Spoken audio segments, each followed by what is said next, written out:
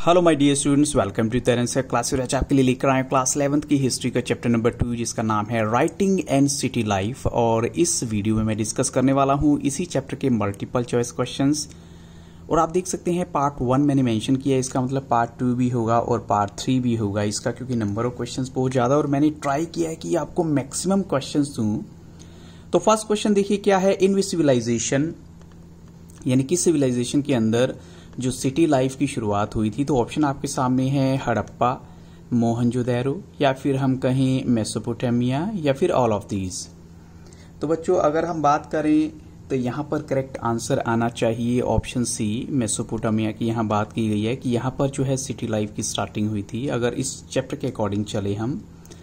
Question 2 में देखिए, which part of the Mesopotamia is now A part of the Republic of Iraq. यानी Mesopotamia का ऐसा कौन सा हिस्सा है जो इराक का पार्ट बन चुका है। तो ऑप्शन आपके सामने है the land between the Euphrates and tigris reverse.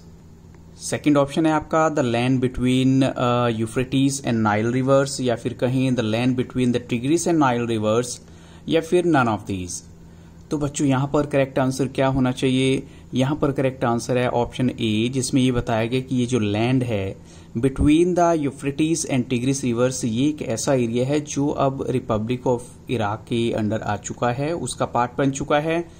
Question number 3 है, for what is Mesopotamian civilisation known. किस लिए जो है मेसोपोटामियन सिविलाइजेशन को जाना जाता है। तो ऑप्शन आपके सामने है for its prosperity and city life, या फिर कहें for its voluminous and rich literature, या इसका जो लिटरेचर बहुत वास्ट है, बहुत बड़ा है, या जो यहाँ की सिटी लाइफ बहुत अच्छी थी, या फिर थर्ड ऑप्शन है for its mathematics and astronomy, या फिर जो यहाँ की मैथमेटिक्स बहुत अच्छी थी, एस्ट्रोनॉमी बहुत अच्छी थी, या फिर कहें सभी बातें जो हैं इसको एक बहुत अच्छी सिविलाइजेशन की तरफ इशारा करती हैं। तो यहाँ ऑल ऑफ दीज भी हो सकता है। So what do you think बच्चों। Yes, the correct answer is all of these, क्योंकि यहाँ पर ये सभी बातें जो हैं यहाँ की एक स्पेशल जो डायरेक्शन की तरफ लेके जाती है मेसोपोटामिया सभ्यता को। क्वेश्चन 3 में देखिए, व्हेन डिड मेसोपोटामियास, यानी कब जो है मेसोपोटामिया की जो राइटिंग सिस्टम और लिटरेचर जो है वो ईस्टर्न मेडिटरेनियन या फिर नदर्न सीरिया या फिर टर्की की तरफ बढ़ गए या वहां पर फैल गए। तो ऑप्शन आपके सामने है बिफोर 2000 BCE, या फिर आफ्टर 2000 BCE, या फिर बिफोर 2500 BCE, या फिर आफ्टर 2500 BCE। तो बच्चों यहाँ पर आपको एग्जैक्ट डेट बतानी है, तो आपको क्या लगता है करेक्ट आंसर होना चाहिए। तो करेक्ट आंसर है आफ्टर 2000 BCE जो है इसका जो विस्तार हो चुका था, डिफरेंट पार्ट्स जो यहाँ पर मेंशन किए गए हैं। क्वेश्चन 5 में देखिए, in the beginning of the recorded history, अगर हम रिकॉर्डेड हिस्ट्री की बात करें, the land mainly the unurbanised south, उसको जो है क्या कहा जाता था। ऑप्शन आपके सामने है सुमेर, या फिर अकड़, या फिर ओनली ए, या फिर कहें बोथ ए एंड बी, दोनों यहां पर करेक्ट होने चाहिए। तो बच्चों यहां पर करेक्ट आंसर क्या होगा। Yes, the right answer is both A and B, यानी जो अनअर्बेनाइज्ड साउथ है उसको सुमेर भी कहा जाता था, अकड़ भी कहा जाता था। अब चलते हैं बच्चों हम क्वेश्चन नंबर 6 के लिए। After 2000 BC which term was used for the southern reason, यानी सदर्न रीजन के लिए कौन सा टर्म यूज किया जाता था। तो ऑप्शन आपके सामने है बेबीलोन, या फिर सुमेर, या फिर बेबीलोनिया, या फिर अकड़। तो बच्चों यहाँ पर करेक्ट आंसर है बेबीलोनिया जो है उसे कहा जाता था। अब चलते हैं क्वेश्चन नंबर 7 के लिए। When did the Assyrians establish their kingdom in the north and the region became known as Assyria. अब आपको वो डेट बतानी होगी जब असाइरियंस ने जो है अपने किंगडम नॉर्थ में डेवलप की और उसके बाद इस पूरे रीजन को असाइरिया कहा जाने लगा। तो ऑप्शन आपके सामने है फ्रॉम अबाउट 1100 BCE, या फिर फ्रॉम अबाउट 1000 BCE, और फ्रॉम अबाउट 1200 BCE, या फिर फ्रॉम अबाउट 1300 BCE। तो बच्चों यहाँ पर करेक्ट आंसर क्या होना चाहिए। यहाँ पर करेक्ट आंसर है option A, from about 1100 BCE जो है असाइरिया जो है ये प्लेस बन गया था, क्योंकि असाइरियंस ने यहाँ पर अपनी किंगडम डेवलप की थी नॉर्थ में। क्वेश्चन 8 में देखिए, which language was similar to the Hebrew, जो बन गई एक वाइडली स्पोकन आफ्टर 1000 BC, यानी ऐसी कौन सी लैंग्वेज हेब्रू के बराबर बन गई, काफी वाइडली स्पोकन जो है। ऑप्शन आपके सामने है सुमेरियन, अकाडियन, अरामाइक, या फिर ऑल ऑफ दीज। तो बच्चों यहाँ पर करेक्ट आंसर क्या होना चाहिए? Yes, right answer is option C, Aramaic language की बात हो रही है। ये बहुत जो है स्पीड से फैल गई थी इस एरिया में। क्वेश्चन 9 में देखिए, when did archaeology begin in Mesopotamia, यानी आर्कियोलॉजी का मतलब होता है जब वहां पर सर्वे होना स्टार्ट हुआ। अब आपको स्टेट को बताना है कब जो है सर्वे स्टार्ट हुआ वहां पर। In the 1840s, in the 1870s, in the 1890s या फिर इन द 1880s। तो बच्चों यहाँ पर करेक्ट आंसर है इन द 1840s जो है वहां पर सर्वे स्टार्ट हुआ, यानी जो सब जो है चीजों को ध्यान से देखा जाने लगा और ये क्लू निकाले जाने लगे सभ्यता के बारे में। क्वेश्चन 10 में देखिए, why was Mesopotamia important to the Europeans? क्या रीजन है कि मेसोपोटामिया की इंपॉर्टेंस जो है काफी ज्यादा है यूरोपियंस के लिए? तो ऑप्शन आपके सामने है, because it was close to river, या फिर because of the trade benefits, और because of the reference to it in the first part of the Bible, या फिर because of the reference to it in the second part of the Bible. तो उसका सबसे बड़ा reason क्या है? क्योंकि बाइबल जो कि यूरोपियंस की एक बुक मानी जाती है, पवित्र बुक या ग्रंथ माना जाता है, उसमें जो है इसके फर्स्ट पार्ट में इसका मेंशन किया गया, तो इसलिए यूरोपियंस के लिए इनकी इंपॉर्टेंस जो है वो थी, काफी ज्यादा इंपॉर्टेंस थी। अब चलते हैं क्वेश्चन 11 के लिए, how did the travellers and scholars of Europe look on Mesopotamia? उन्होंने मेसोपोटामिया को कैसे देखा, जो ट्रेवलर्स थे या स्कॉलर्स थे? तो ऑप्शन आपके सामने है, as a great trading centre, और as a great city of architecture, और एक काइंड ऑफ एंसेस्ट्रल लैंड, या फिर कहें ऑल ऑफ दीज। यहाँ करेक्ट होनी चाहिए। तो बच्चों हम कहेंगे यहाँ पर सभी के सभी ऑप्शन जो हैं वो एक जैसे लगते हैं, लेकिन करेक्ट आंसर क्या है? एक काइंड ऑफ एंसेस्ट्रल लैंड। वो इसका मतलब क्या हुआ कि इनको ऐसा लगता है कि जो एंसेस्ट्रल होता है पूर्वजों का लैंड, तो इसलिए जो है इसकी इंपॉर्टेंस उनके सामने ज़्यादा थी, क्योंकि उन्हें लगा कि बहुत सारे लोग यहाँ पर पहले भी हमारे आते रहे हैं, जैसे ट्रेवलर्स के बारे में आपने सुना ही होगा। तो क्लोज आंसर थे, बट वेरी क्लोज आंसर। जो राइट आंसर है वो है काइंड ऑफ एंसेस्ट्रल लैंड। अब चलते हैं क्वेश्चन नंबर 12 के लिए। In 1873 why did a British newspaper funded an expedition of the British Museum? क्या रीजन था जिसकी वजह से एक ब्रिटिश न्यूज़पेपर ने एक एक्सपीडिशन के लिए फंड दिया था, यानी जो है ब्रिटिश म्यूजियम के लिए? तो ये थोड़ा सा सोचने वाली बात है, ऐसा क्यों हुआ होगा?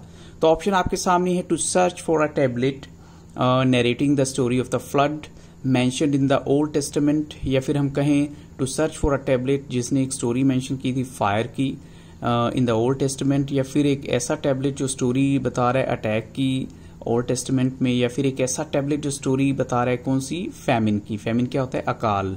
और फ्लड क्या होता है? बाढ़ होती है। तो बच्चों यहाँ पर करेक्ट आंसर क्या होना चाहिए? तो यहाँ पर बच्चों करेक्ट आंसर है ऑप्शन ए, जिसमें ये बताया गया है कि एक ऐसी स्टोरी जो फ्लड के बारे में बताई गई थी, और पर्टिकुलरली उसको मेंशन किया गया था ओल्ड टेस्टामेंट में, जो पुराने ग्रंथ थे उन बुक्स में उनको मेंशन किया गया था। क्वेश्चन 13 देखिए, which among the following is a true statement about Iraq? Iraq के बारे में कौन सी स्टेटमेंट सही हो सकती है यहाँ पर? तो ऑप्शन आपके सामने है, Iraq is a land of diverse species, और Iraq is a land of diverse flora, और Iraq is a land of diverse fauna, या फिर कहीं Iraq is a land of diverse environments. तो बच्चों अगर हम बुक के अकॉर्डिंग चले, यहाँ पर करेक्ट आंसर है ऑप्शन डी, यानी Iraq is a land of diverse environments जो है ये करेक्ट आंसर है। अब चलते हैं क्वेश्चन नंबर 14 के लिए। इराक की ही अगर बात करें, एग्रीकल्चर बिगैन इन, एग्रीकल्चर की स्टार्टिंग वहां कब हुई?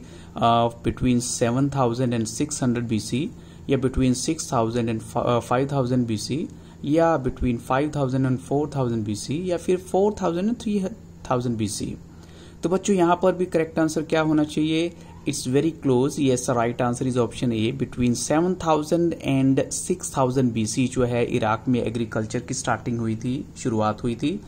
क्वेश्चन 15 है, to the east of Iraq जो ट्रिब्यूटरीज हैं ऑफ विच रिवर, यानी जो छोटी छोटी जो नदियां होती है, किस नदी की जो हैं वो छोटी नदियां थी जो provide routes of communication into the mountains of Iran, और वहां से ईरान की तरफ जो है कम्युनिकेशन का एक रास्ता तैयार कर देती थी। तो ऑप्शन आपके सामने है, बालिक, हाबुर, टिग्रिस या यूफ्रेटीज। तो बच्चों यहाँ करेक्ट आंसर क्या होना चाहिए? Yes, the right answer is option C, Tigris जो है। अब चलते हैं question number 16, what is there in the south of Iran, यानी आपको ईरान के साउथ में क्या है वो बताना है। मार्श लैंड है, फॉरेस्ट है, वाटर है, या फिर डेजर्ट। तो बच्चों यहाँ पर करेक्ट आंसर है डेजर्ट जो है वो राइट आंसर, यानी डेजर्ट एक ऐसा एरिया होता है जहां पर अगर पानी की तो कमी रहती है और क्रॉप्स को लगाना बड़ा मुश्किल होता है, फसलों को लगाना बहुत मुश्किल होता है। क्वेश्चन 17 देखिए, which statement is true about the Euphrates and Tigris river, यानी कौन सी स्टेटमेंट यूफ्रेटिस और टिग्रिस रिवर के बारे में सही है। They rise in the northern mountains of Iraq और they carry loads of silt when they flood or when their water is let out on the fields, fertile silt is deposited। और option C में है only A, या फिर हम कहें both A and B, दोनों correct होनी चाहिए। तो बच्चों I hope so the correct answer is both A and B. यहाँ पर दोनों ही बातें आ जाती हैं और मैं इन दोनों को एक्सप्लेन कर देता हूँ आपको कि पहले में बताया गया दे rise in the northern mountains of Iraq, यानी नदर्न पार्ट जो इराक का है माउंटेन्स का, वहां पर राइज करते हैं। और दूसरी बात क्या है, साथ में सिल्ट, सिल्ट क्या होता है एक्चुअली में ऊपरी लेयर होती है मिट्टी की, उसको लेके साथ चलती हैं। जब उनका पानी जो है फील्ड में जाता है तो वो जो सॉइल है वो काफ़ी उपजाऊ होती है और इससे जो है एग्रीकल्चर में हेल्प मिलती है। वो ओवरफ्लो होने के बाद वो खेतों में चली जाती है वो सिल्ट जो है। अब चलते हैं क्वेश्चन नंबर 18 के लिए। Of all the ancient systems the agriculture of which area was the most productive. आपको बताना है कौन सी सिस्टम में, एंशिएंट सिस्टम की बात की गई है जहां एग्रीकल्चर जो है वो बहुत प्रोडक्टिव थी। ऑप्शन आपके सामने है, the Roman Empire, eastern Mesopotamia, southern Mesopotamia, या फिर ऑल ऑफ दीज। तो बच्चों यहाँ पर करेक्ट आंसर है सदर्न मेसोपोटामिया की बात हो रही है। अब चलते हैं क्वेश्चन 19 के लिए। Which is a mark of Mesopotamia's urban life, यानी मेसोपोटामिया की अर्बन लाइफ का जो एक मार्क है, एक निशानी, वो क्या है। The division of labour, the division of town, the division of work place और द डिवीजन ऑफ मनी। तो बच्चों यहाँ सबसे बड़ी बात क्या है, ऑप्शन ए जो है वो करेक्ट आंसर है। The division of labour is a mark of Mesopotamia's urban life. अब चलते हैं क्वेश्चन 20 के लिए। What can be summarised, summarise करना क्या होता है, गैस करना होता है, अनुमान लगाना है। That why ancient Mesopotamians traded abundant textiles and agriculture produce. ऐसा क्या रीजन है कि इन्होंने अबंडेंट टेक्सटाइल या जो एग्रीकल्चर प्रोड्यूस जो है वो काफी हद तक किया होगा, ट्रेड किया होगा। तो ऑप्शन आपके सामने है, for they had good relations with other kingdoms, या सेकंड ऑप्शन है for they were forced to do, से उनको मजबूर किया गया, और या फिर कहें for they were afraid of the robbers, या फिर लास्ट ऑप्शन है for exchange of wood, copper, tin, silver and gold, या कुछ और भी ऐसी चीजें। तो बच्चों यहाँ पर करेक्ट आंसर है ऑप्शन डी, क्योंकि वो एक्सचेंज करते थे अपनी कुछ चीजों को देकर, वुड, कॉपर, टिन, सिल्वर वगैरह से, गोल्ड से। अब चलते हैं क्वेश्चन 21 के लिए। What was the cheapest mode of transport in Mesopotamia, सबसे सस्ता जो है ट्रांसपोर्ट का साधन कौन सा था। तो ऑप्शन आपके सामने है, ओवर रोड्स या ओवर वाटर, या कहीं ओनली ए, या फिर बोथ ए एंड बी, दोनों करेक्ट होनी चाहिए। तो बच्चों यहाँ पर करेक्ट आंसर है ओवर वाटर जो है वो सबसे बढ़िया था सोर्स। तो बच्चों मैंने थोड़ा सा आंसर को चेंज किया है, नो डाउट मैंने बोला ओवर वाटर था लेकिन लिखा हुआ गलत था, तो मुझे था आपसे मिस्टेक ना हो जाए। तो करेक्ट आंसर है ओवर वाटर। और इन्हीं क्वेश्चंस के साथ फॉर द टाइम बीइंग इस वीडियो को यहाँ स्टॉप करूंगा, but I will definitely bring part 2 for you very soon. So keep on watching तरह से क्लासेज। और अगर अभी तक आपने मेरे चैनल की प्लेलिस्ट को विजिट नहीं किया तो जरूर कीजिएगा। वहां पर आपको क्लास 11th की पॉलिटिकल साइंस और साथ में इंग्लिश का भी कंप्लीट मटेरियल मिल जाएगा। So thank you really very much and have a very nice day.